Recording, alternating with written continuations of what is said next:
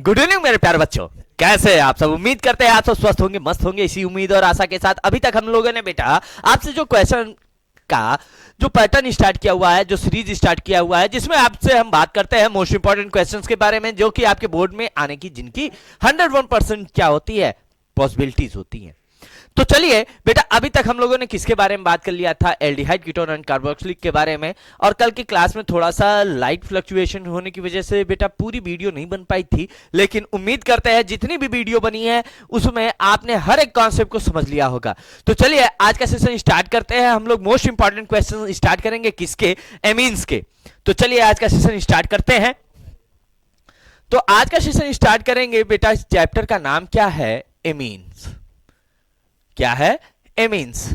अब बेटा एमीन्स को ही हम लोग क्या कहते हैं, नाइट्रोजिनस कंपाउंड। क्या कहते हैं बेटा, नाइट्रोजिनस कंपाउंड्स। अब ये थोड़ा सा ध्यान देना है बेटा, क्या ध्यान देना है कि भाई जो एमीन है, एमीन को ही हम लोग हिंदी में क्या कहते हैं बेटा, नाइट्रोजन युक्त यौगिक।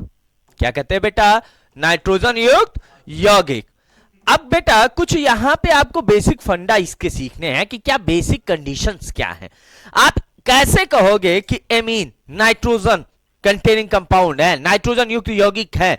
तो इस चीज को बताने के लिए आपको बेटा दिमाग में एक बात बैठाना है कि जो एमीन है ये किससे बना होता है बेटा, ये बना होता है अमोनिया से। किससे बना होता है, अमोनिया। अब बेटा जो अमोनिया है, अमोनिया का जनरल मॉलिक्यूलर फॉर्मूला क्या होता है, NH3। क्या होता है, NH3। जब आप NH3 की बात करते हो, इस NH3 से जैसे ही आप क्या करते हो, 1 हाइड्रोजन को रिमूव करते हो और साथ ही साथ आप 1 एल्किल ग्रुप को ऐड करते हो। तो ये जैसे ही आप रिमूव हाइड्रोजन को करके एल्किल ग्रुप को आप ऐड करते हैं, तो ये किसमें कन्वर्ट होता है, एमीन में। किसमें कन्वर्ट होता है, एमीन में। अब यहां पे आप देख सकते हो नाइट्रोजन के साथ कितने हाइड्रोजन कंबाइन थे भाई, 3। तो हमारे पास पॉसिबिलिटीज क्या बनेंगी कि भाई हम क्या क्या कर सकते हैं। भाई एक बार 1 हाइड्रोजन हटाए, फिर 2 हाइड्रोजन हटाए, फिर 3 हाइड्रोजन हटाए, और लास्ट में भाई जब 3 हाइड्रोजन आप हटा दोगे, तो अब यहां पे आप ध्यान दो, आपने 1 हाइड्रोजन को रिमूव किया, 1 एल्किल ग्रुप को ऐड किया, तो ये क्या बन जाएगा, R N और H कितने भाई, 3 में से 1 चला गया ना, 2 बचा, RnH2। ऐसे ही बेटा जब आप 2 हाइड्रोजन को रिमूव करोगे और 2 एल्किल ग्रुप को आप ऐड करोगे, तब ये क्या बना लेगा, RnHR। और जब आप ऐसे 3 हाइड्रोजन को रिमूव करोगे और 3 एल्किल ग्रुप को ऐड करोगे, तो ये क्या बन जाएगा, RnRR। अब ये आपका क्या होगा बेटा, प्राइमरी एमीन। ये क्या होगा, सेकेंडरी एमीन। और ये क्या होगा, टर्शियरी एमीन। ये बात क्लियर। तो ये तो बेटा आप किसके बारे में बात कर रहे हो, जो बेसिक क्लासिफिकेशन है किसका, एमीन का, किसकी वजह से है, अमोनिया की वजह से, उसके कॉन्सेप्ट के बारे में हमने बात किया। लेकिन बेटा साथ ही साथ आपको यहां पे कुछ कंडीशन समझना होता है, किससे, नॉमेनक्लेचर। किससे समझना होता है, नॉमेनक्लेचर, जिसे आप क्या कहते हो हिंदी में, नामकरण। अब बेटा नामकरण हम लोग यहां पे 3 कंडीशन से समझते हैं। कितने कंडीशन समझते हैं, 3 कंडीशन। पहला हमारा क्या होगा, प्राइमरी एमीन। क्या होगा बेटा, प्राइमरी एमीन, जिसे हम लोग हिंदी में क्या कहेंगे, प्राथमिक एमीन। सेकेंड वन हमारा क्या होगा बेटा, सेकेंडरी एमीन। क्या होगा, सेकेंडरी एमीन, जिसे हम लोग क्या कहेंगे, द्वितीयक एमीन। और थर्ड वन कंडीशन आपका क्या होगा, टर्शियरी एमीन। क्या होगा, टर्शियरी एमीन, जिसे हम लोग क्या कहेंगे, तृतीयक एमीन। ठीक। अब अगर हम यहां पे नेमिंग की बात कर रहे हैं, नॉमेनक्लेचर की बात कर रहे हैं, तो यहां पे भी आपको क्या करना है, एक एक एमीन के अकॉर्डिंग इसके दो पार्ट करने हैं, दो कंडीशन में इसको क्लासिफाई करना है। पहला कंडीशन आपका क्या होगा, पहला कंडीशन होगा कॉमन नेम, यानी बेटा एक नेमिंग का पैटर्न ऐसा होता है कि जो नॉर्मली कहीं पे भी आप यूज कर सकते हो, और एक होता है बेटा आईपीएसी जो हर एक जगह पे फॉलो किया जाता है। एक कंडीशन को आप कह सकते हो लोकल नेमिंग, दूसरे को आप क्या कह सकते हो यूनिवर्सल नेमिंग। अब जो लोकल नेमिंग होता है बेटा, आपने देखा होगा कि जब आपकी नेमिंग होती है गांव में, घर में, तो घर में क्या कहते हैं, बेटू कहते हैं, छोटू मोटू पतलू लंबू, अलग अलग नाम से बुलाते हैं। लेकिन आपके मार्कशीट में एक स्पेसिफिक नेम होता है, वो स्पेसिफिक नेम हर एक जगह वैलिड होता है। तो जो नेम हर एक जगह वैलिड हो उसे हम लोग क्या कहते हैं, आईपीएसी नेम। और जो नेम थोड़े थोड़े जगह पर या कुछ स्पेसिफिक लोकेलिटी में एप्लीकेबल हो तो उसे हम लोग क्या कहते हैं, कॉमन नेम कहते हैं। तो अब बेटा यहां से जैसे ही आप ये कॉन्सेप्ट बात कर रहे हो तो कॉमन नेम और आईपीएसी नेम में, अब यहां पे बेटा आपको क्या ध्यान देना है कि कॉमन नेम में जो नेमिंग होती है वो नेमिंग आप क्या करोगे, पहली नेमिंग आप करोगे एल्किल एमीन। क्या कहेंगे बेटा इसे, एल्किल एमीन। यानी अगर हम कॉमन नेमिंग करते हैं तो क्या लिखेंगे, एल्किल एमीन। जब आईपीएसी नेम लिखते हैं बेटा तो एल्केन के साथ एमीन को एक साथ लिखते हैं तो क्या बनता है, एल्केना मीन। क्या बनता है, एल्केना मीन। और जब बेटा हम यही बात किसके लिए, सेकेंडरी के लिए करते हैं तो सेकेंडरी में भी दो कॉन्सेप्ट, अब एक तो हमारा कॉमन नेम का कॉन्सेप्ट रहेगा ही रहेगा, दूसरा हमारा आईपीएसी नेम का रहेगा। अब कॉमन नेम के कॉन्सेप्ट में आपको यहां पे क्या ध्यान देना है, क्या लिखेंगे बेटा, एन एल्किल एल्किल एमीन। क्या लिखेंगे बेटा, N alkyl alkyl amine, N alkyl. अब बेटा ये एन एल्किल क्यों लिखते हैं, क्योंकि बेटा एक एल्किल ग्रुप को हम लोग एमीन में लेते हैं, दूसरे एल्किल ग्रुप को हम ये मानते हैं कि ये किससे जुड़ा होता है, नाइट्रोजन से। इसी वजह से इसे क्या लिखते हैं, एन एल्किल एल्किल एमीन। और जब आईपीएसी नेम करते हैं तो क्या लिखते हैं बेटा, एन एल्किल एल्केनामीन। क्या लिखते हैं, एन एल्किल एल्केनामीन। ठीक, तो बेटा ये क्या हो गया आपके प्राथमिक और द्वितीयक की। साथ ही साथ बेटा आप जब टर्शियरी की बात करते हो, तृतीयक की बात करते हो, तो तृतीयक में आपको बस क्या ध्यान देना है, इसे हम लोग क्या कहते हैं, N comma N alkyl alkyl alkyl amine.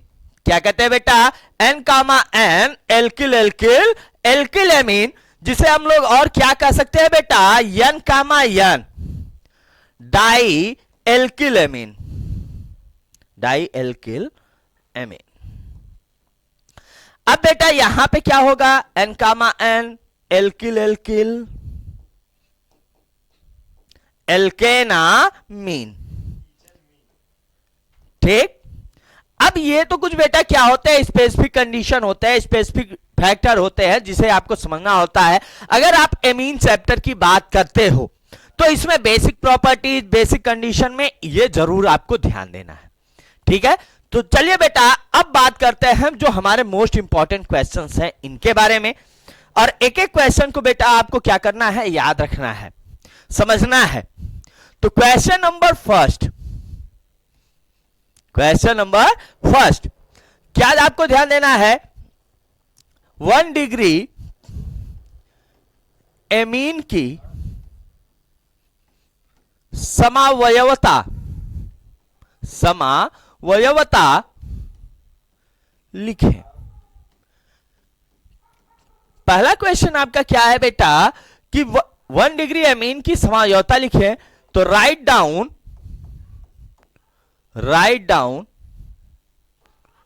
Isomers of 1 degree amine. आपको क्या करना है, 1 डिग्री एमीन के सारे आपको क्या लिखना है, आइसोमर लिखना है बेटा। क्वेश्चन नंबर सेकेंड, क्या ध्यान देना है बेटा, 1 डिग्री 2 डिग्री व 3 डिग्री एमीन की संरचना एवं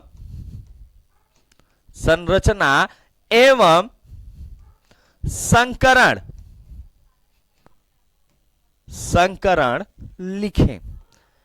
क्या है बेटा, क्या लिखना है आपको? 1 डिग्री 2 डिग्री और 3 डिग्री एमीन की स्ट्रक्चर के बारे में लिखना है और इनका हाइब्रिडाइजेशन आपको बताना है। यानी आप सिंपल से फॉर्म में write down structure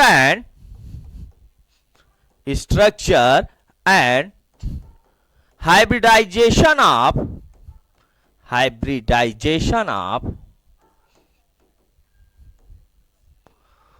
1 degree 2 degree and 3 degree amine. यानी बेटा आपको 1 डिग्री 2 डिग्री और 3 डिग्री एमीन के स्ट्रक्चर के बारे में बताना है, हाइब्रिडाइजेशन के बारे में बताना है। क्वेश्चन नंबर 3 में बेटा आपको क्या ध्यान देना, एनिलीन क्या होते हैं, एनिलीन क्या होते हैं, इनके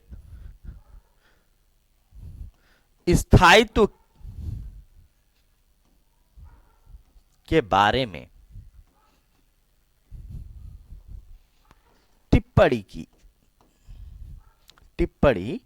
करें। क्या है यहां पे है बेटा नेक्स्ट में कि एनिलीन क्या होते हैं, इनके स्थायित्व के बारे में टिप्पणी करें। यानी आपको सीधे याद रखना है what is aniline, what is aniline, short note on its stability। यानी इसके स्टेबिलिटी के बारे में आपको बेटा क्या बताना है, शॉर्ट नोट बताने हैं, स्पेसिफिक कंडीशन बताने हैं। ठीक है। अब बेटा जैसे ही आप क्वेश्चन नंबर 3 के बाद क्वेश्चन नंबर 4 की बात करते हो, क्वेश्चन नंबर 4 में 1 डिग्री एमीन बनाने की विधि लिखें। क्या है बेटा कि 1 डिग्री एमीन आप कैसे बनाते हैं इसके बारे में बताना है। यानी प्रिपरेशन मेथड्स ऑफ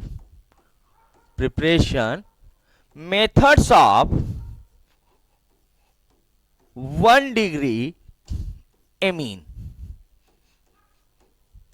ठीक।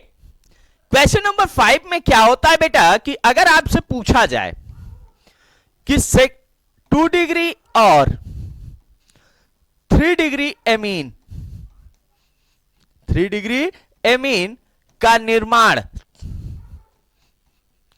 कैसे किया जाता है, कैसे किया जाता है। यानी बेटा आपसे पूछ ले कि 1 डिग्री 2 डिग्री और 3 डिग्री एमीन का प्रिपरेशन आप कैसे करते हैं, तो यहां पे बस आपसे क्या पूछा जा रहा है, 2 और 3 डिग्री। यानी हाउ प्रिपरेशन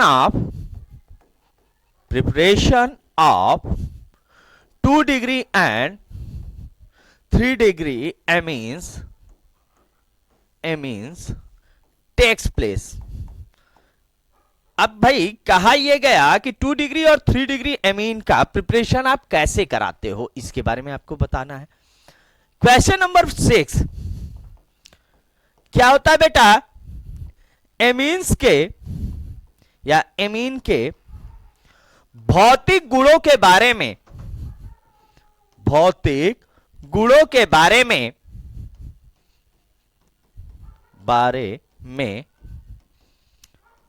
लिखें।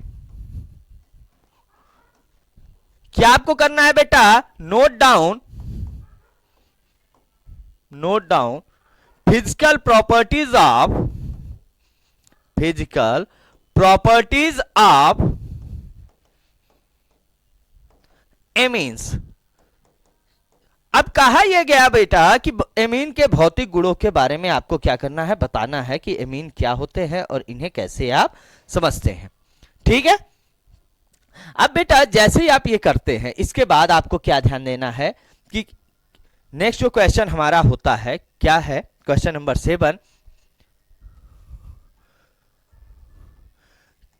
कार्बिल अमीन अपक्रिया के बारे में समझाएं। कार्बिल अमीन अपक्रिया के बारे में समझाएं। यानी कार्बिल अमीन अपक्रिया क्या होती है, इसके बारे में आपको क्या करना है, बताना है। तो ध्यान दीजिए, what is carbyl amine reaction, define it. कहा यह जा रहा है भाई कि कार्बिल एमीन रिएक्शन क्या होता है, इसके बारे में आपको क्या करना है, बतलाना है। ठीक है। क्वेश्चन नंबर 8 आपसे क्या पूछा जाएगा, डाइएजोनियम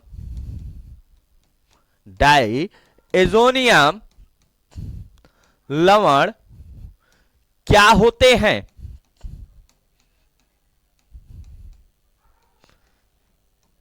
इनके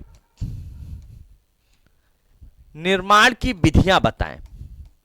इनके निर्माण की विधियां बताएं। अब क्या है भाई कि व्हाट इज डाइएजोनियम सॉल्ट। क्या है बेटा कि डाइएजोनियम सॉल्ट क्या होते हैं। डिफाइन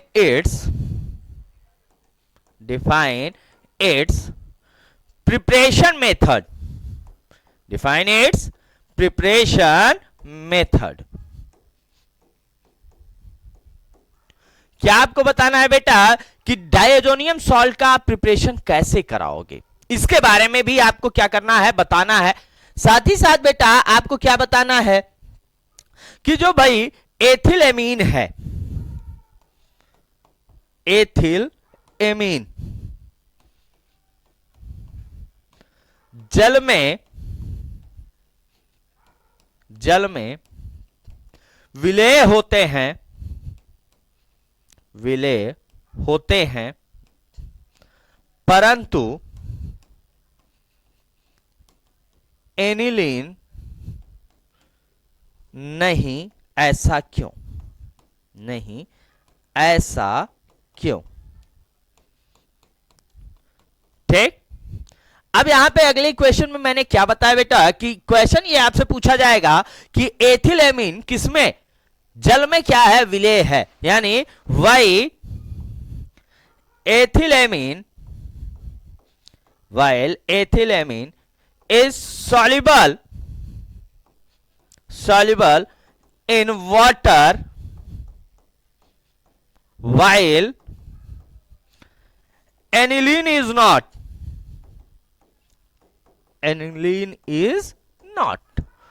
अब कहा यह जा रहा है बेटा कि जल में कौन विलेय है, कौन घुल जा रहा है, एथिलेमीन, लेकिन कौन नहीं घुल पा रहा है, एनिलीन। ऐसा क्यों है, इसके बारे में बताएं। नेक्स्ट आपका क्या होगा बेटा, क्वेश्चन नंबर 10, एथिल एमीन की प्रयोगशाला निर्माण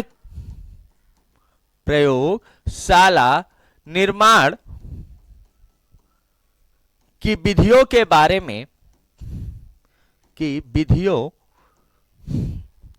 बारे में बताएं। यानी बेटा अब आपको क्या बताना है कि प्रयोगशाला में, लैबोरेटरीज में एथिल एमीन का प्रिपरेशन आप कैसे करते हो। तो आपको क्या बताना है, the preparation method of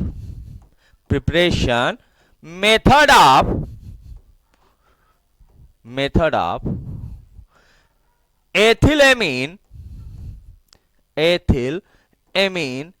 in laboratories.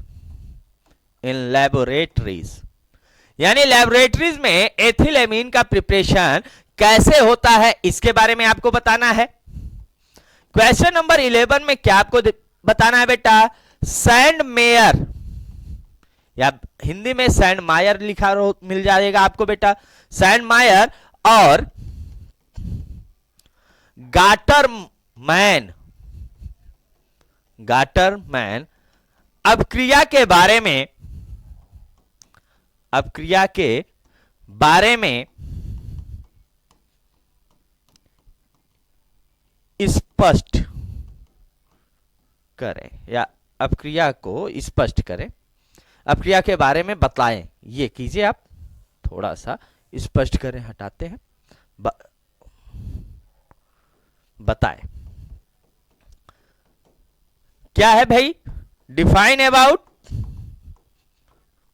About Sandmeyer, Sandmeyer and Gattermann reaction, and Gattermann reaction.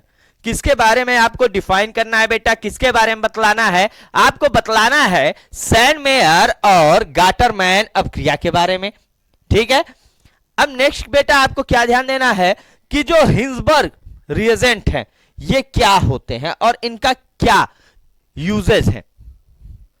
थोड़ा सा question number 12, question number 12, Hinsberg अभिकर्मक, अभिकर्मक क्या होते हैं। अब बेटा पहला तो यही है कि हिंसबर्ग अभिकर्मक क्या होते हैं, इनके बारे में बताना है, साथ ही साथ इनके उपयोग, इनका आपको क्या बताना है बेटा, यूजेज बताना है, एवं रासायनिक समीकरण के बारे में, समीकरण के बारे में बतलाएं, बतलाएं। अब बेटा क्या है कि what is Hinsberg reagent, Hinsberg reagent क्या है भाई, define it's, define it's uses, uses and chemical reactions, chemical reactions. यानी बेटा आपको क्या करना है, डिफाइन करना है हिंसबर्ग रिएजेंट के यूज के बारे में, साथ ही साथ आपको किसके बारे में, केमिकल रिएक्शन के बारे में। इसके बाद बेटा आपको क्वेश्चन नंबर 13 में क्या ध्यान देना है, हाफमैन, हाफमैन ब्रोमामाइड, ब्रोमामाइड अपक्रिया क्या होता है, हाफमैन ब्रोमामाइड अपक्रिया क्या होता है, what is Hopman, Hopman bromamide, bromamide reaction, Hopman bromamide reaction के बारे में आपको क्या करना है बेटा, यहां आपको बतलाना है। साथ ही साथ बेटा यहां पे क्या होता है, एक क्वेश्चन और ध्यान देना है,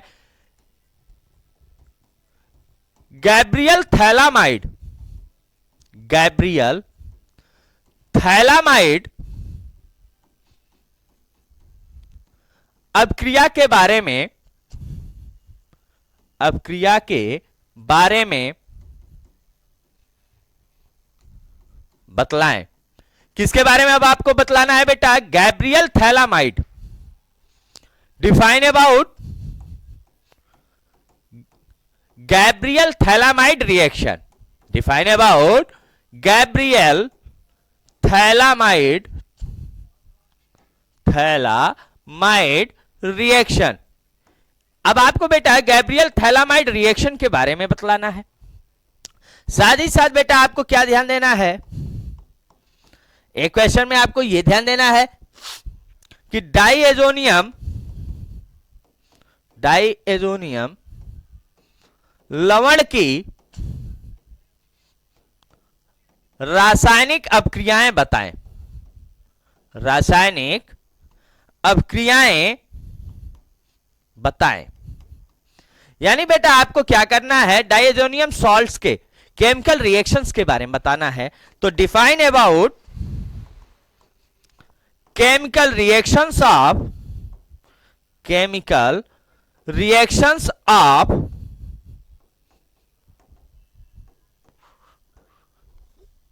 डाइएजोनियम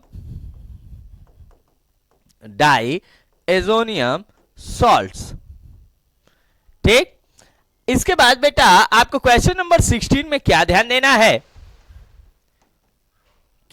कि डाइएजोनियम सॉल्ट या लवण से संबंधित रासायनिक अपक्रियाओं में नामित अपक्रिया के बारे में बताएं। नामित अपक्रिया के बारे में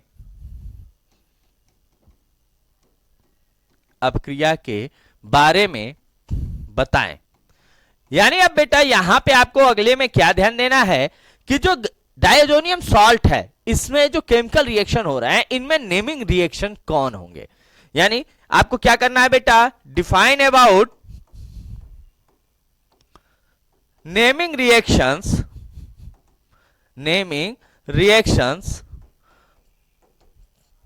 पार्टिसिपेट इन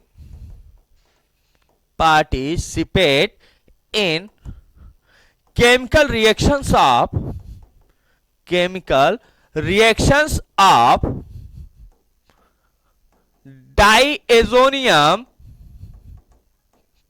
डाइएजोनियम सॉल्ट्स। इसके बाद बेटा क्वेश्चन आपसे क्या पूछता है, अमीन व एनिलीन की अम्लीयता के बारे में स्पष्ट करें। Define about acidic nature of amine and aniline. ठीक, तो ये बेटा कुछ इंपॉर्टेंट क्वेश्चंस होते हैं जिनके बारे में आपको जानना होता है। इसके साथ ही साथ बेटा अब हम बात करेंगे आपसे कुछ हॉट टॉपिक्स के बारे में कि आपसे बोर्ड में कभी कभी हॉट टॉपिक्स आपसे पूछे ही जाते हैं, तो इनके बारे में आपको पता होना चाहिए। सबसे पहला आपको क्या पता होना चाहिए, जब हम बात करते हैं एमीन, अब यहां पे बेटा आपको 2-3 पार्ट में इसे डिवाइड कर लीजिए आप, एमीन, एनिलीन और थर्ड वन डाइएजोनियम सॉल्ट। यानी बेटा आपका ये क्या होगा, पहला अमीन होगा, दूसरा आपका क्या होगा, एनिलीन होगा, तीसरा आपका क्या होगा, डाइएजोनियम लवण। अब इन तीनों के लिए कुछ कॉमन कंडीशन होंगे। सबसे पहला कंडीशन आपको क्या पढ़ना होगा, नामकरण। क्या पढ़ना होगा बेटा आपको, नॉमेनक्लेचर। और नॉमेनक्लेचर में बेटा आपको 2 मेथड, एक क्या आपका सामान्य नाम जिसे आप क्या कहते हो बेटा, कॉमन नेम, और सेकेंड वन आपका क्या होगा, आईपीएसी नाम। क्या होगा, आईयूपीएसी नाम। ठीक, इसके बाद बेटा आपको दूसरा काम यहां पे क्या करना होता है, वर्गीकरण। क्या करना होगा, वर्गीकरण, जिसे आप क्या कहोगे, क्लासिफिकेशन। क्या करना है आपको बेटा, क्लासिफिकेशन करना है, क्लासिफाई करना है। थर्ड आपको यहां क्या करना है, बनाने की विधि। किसके बारे में आपको समझना होगा बेटा, बनाने की विधि के बारे में। यानी जिसे आप क्या कहते हो बेटा, प्रिपरेशन मेथड। किसके बारे में, प्रिपरेशन मेथड्स के बारे में आपको बात करनी होगी। चौथा आपको क्या बात करना होगा बेटा, भौतिक गुणों के बारे में। किसके बारे में बात करना होगा, भौतिक गुण, जिसे आप क्या कहोगे, फिजिकल प्रॉपर्टीज। क्या कहेंगे, फिजिकल प्रॉपर्टीज। इसके बाद बेटा आपको क्या करना होगा, पांचवा, रासायनिक अभिक्रियाएं। किसके बारे में बात करना है बेटा, रासायनिक अभिक्रिया के बारे में, जिसे आप क्या कहोगे, केमिकल रिएक्शंस। Chemical reactions. और बेटा इन केमिकल रिएक्शन में भी आपको रिएक्शन को दो पार्ट में बांटना है। एक क्या होगा, सामान्य अभिक्रियाएं। क्या होगा, सामान्य अभिक्रियाएं, जिन्हें आप क्या कहोगे, जनरल रिएक्शंस, यानी ये जनरली सब में होते रहते हैं। और दूसरा आपका क्या होगा, नामित अभिक्रिया। क्या होगा, नामित अभिक्रिया, जिसे आप क्या कहोगे बेटा, नेमिंग रिएक्शंस। ठीक, तो बेटा ये इतने टॉपिक्स ऐसे होते हैं जिनके बारे में आपको पढ़ना पड़ता है। तो चलिए बेटा एक बार मैं स्टार्टिंग से आपसे बात करता हूं, आप एक बार फिर से एक एक पॉइंट्स को स्क्रीनशॉट लेते हुए चलिएगा, ताकि आपको आने वाले बोर्ड एग्जाम में कोई भी प्रॉब्लम फेस ना करना पड़े। बेटा मैंने एमीन के बारे में सबसे पहले कुछ कंडीशन बताया कि एमीन क्या होते हैं, नाइट्रोजन यौगिक होते हैं, नाइट्रोजनस कंपाउंड होते हैं। ये डिराइव किससे होते हैं, अमोनिया से। अमोनिया से कैसे बनते हैं, जितने हाइड्रोजन हैं, अगर एक हाइड्रोजन आप रिमूव करो, एक एल्किल ग्रुप डालोगे तो भाई क्या होगा, प्राइमरी। दो हटाओगे, दो एल्किल ग्रुप तो सेकेंडरी। तीन हटाओगे, तीन एल्किल ग्रुप तो टर्शियरी। इसके बाद बेटा आपको कुछ नोमेनक्लेचर के कंडीशन समझने हैं, primary amine, secondary amine, tertiary amine, जिसमें आपको क्या करना है, प्राइमरी में alkyl amine, N alkyl amine, N alkyl alkyl alkyl amine, ये वाले कंडीशन समझने हैं। और आईपीएससी में एल्केनामीन, यन एल्किल एल्केनामीन, और यन कामा यन एल्किल एल्किल एल्केनामीन। इसके बाद बेटा कुछ इंपॉर्टेंट क्वेश्चन के बारे में मैंने बात किया, जिसमें मैंने आपसे क्या बात किया, 1 डिग्री एमीन की समायोजता लिखें, यानी write down isomers of 1 degree amines. Second one मैंने आपसे क्या बात किया, 1 डिग्री 2 डिग्री व 3 डिग्री एमीन की संरचना एवं संकरण के बारे में लिखें, write down structure and hybridisation of 1 degree 2 degree and 3 degree amine. Third मैंने आपसे क्या बात किया, एनिलीन क्या होते हैं, इनके स्थायित्व के बारे में बात करें, what is aniline, short note on it's stability. Next मैंने आपसे क्या बात किया, 1 डिग्री अमीन बनाने की विधि लिखे, preparation methods of 1 degree amine.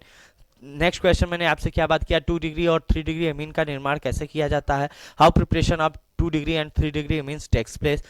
Next question मैंने आपसे क्या बात किया, एमीन के भौतिक गुणों के बारे में लिखें, note down physical properties of amines. इसके बाद बेटा मैंने आपसे क्या बात किया कि कार्बिल अमीन अभिक्रिया के बारे में समझाए, what is carbylamine reactions, define it.